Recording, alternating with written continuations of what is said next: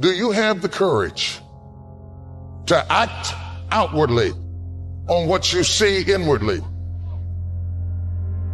Do you have the courage? It takes courage to be successful. It is far easier not to be successful. Misery will always have company. Success breeds contempt. If you don't want to make waves, be mediocre.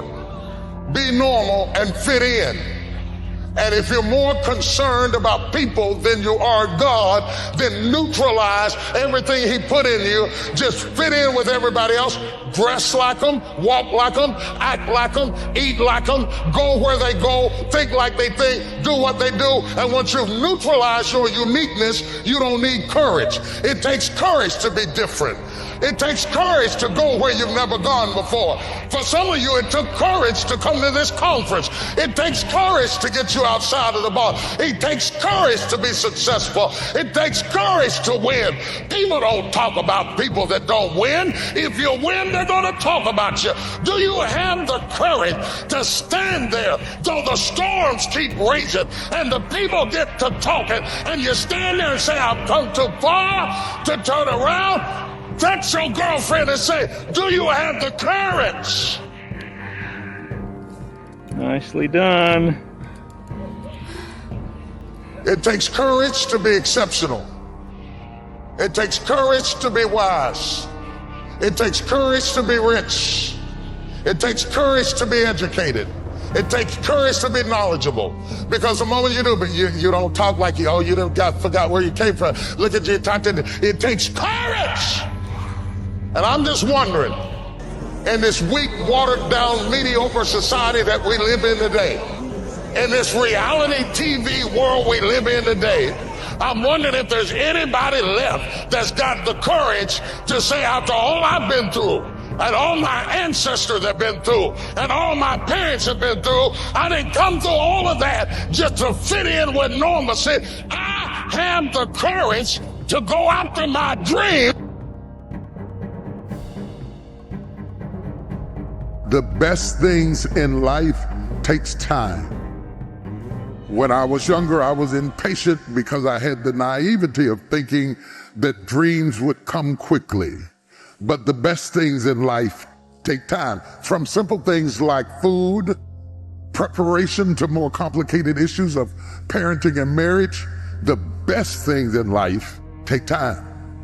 You can get married, you can have a wedding in 30 minutes, but it takes years to have a marriage. It is a sharp contrast between being rich and being wealthy. You can hit the lottery, receive an inheritance. You can be catapulted from rags to riches, and you can be rich quick. Though many define wealth differently than how I will today, true wealth isn't just about money, but it is about the lessons you learn while struggling upward. If you have money without wisdom, you will soon be parted from your money.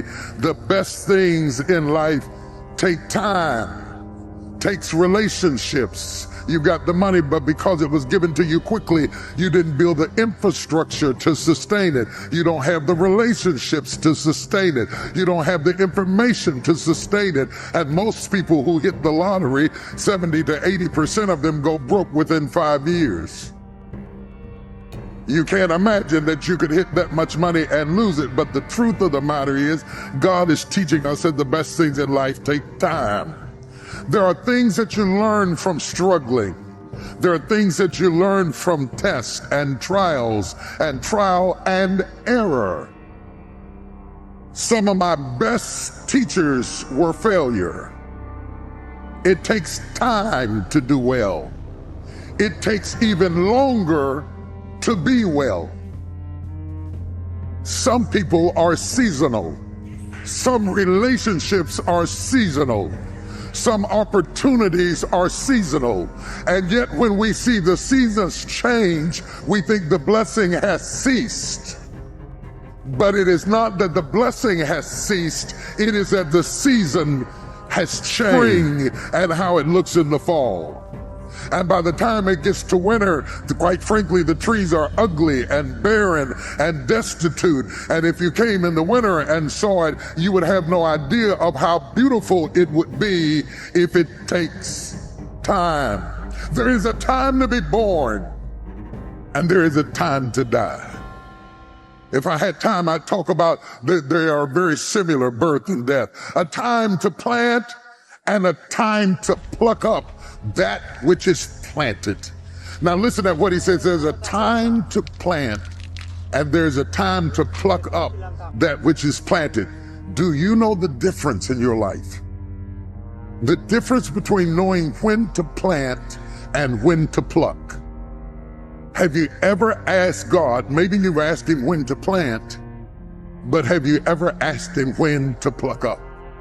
Or are you intent on keeping that which is planted to the destruction of plucking up that which you have become accustomed to?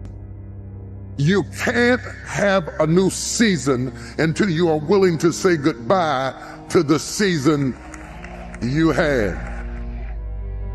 I call it the art of letting go, the spirit of release, not wrestling, releasing.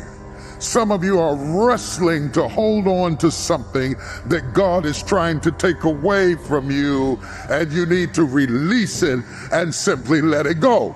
That was that season.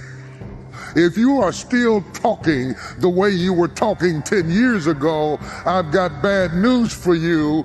You have a deformity, a spiritual dysfunction that keeps your thoughts in one dimension. That means you can't fall in love with your thoughts. Because if you are stubborn with your thoughts, you delay your next season. Each tick of the clock is an opportunity, a moment that can never be reclaimed.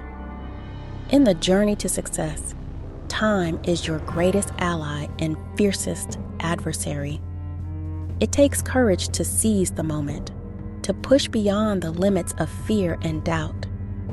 Every second counts. Every decision shapes your destiny. Success doesn't come to those who wait for the perfect moment. It comes to those who are brave enough to take risks, to face challenges head on. It's the courage to wake up early, to work late, to keep going when others quit. It's the strength to stand up after every fall, to see setbacks as setups for comebacks.